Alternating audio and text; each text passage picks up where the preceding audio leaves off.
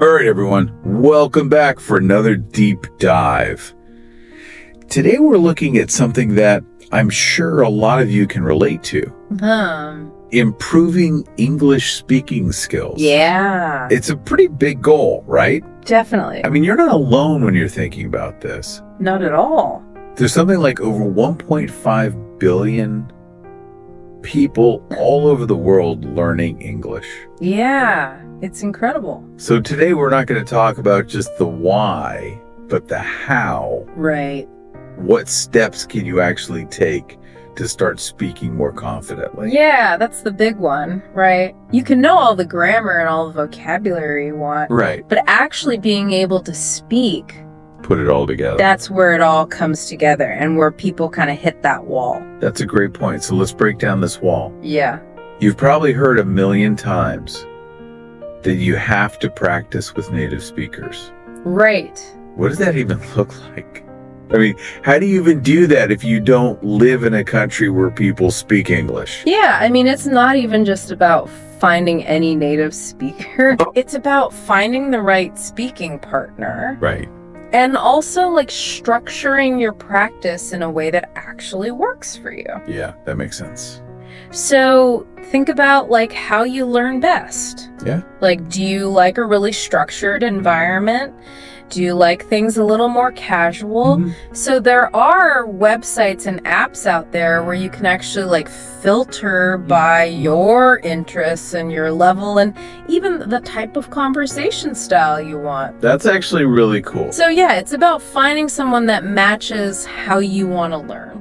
That's a great point. So let's say someone's a little intimidated to just jump right into conversation. Sure. What about language learning apps? Yeah, well, those are a really great tool, especially for building some of those skills that are super crucial for spoken English. Okay. You know, look for apps that have pronunciation practice, maybe some interactive dialogues, things that can give you feedback on your fluency. Okay, so it's more than just vocabulary. Oh, yeah. Yeah.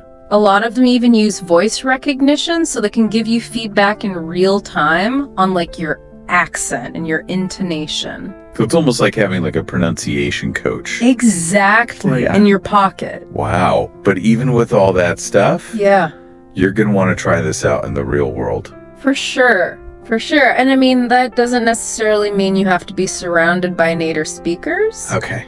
Think outside the box a little bit. Okay. Like you can join an online community, maybe something related to your interests where, you know, English is the language that everyone speaks. Oh, that's a good idea.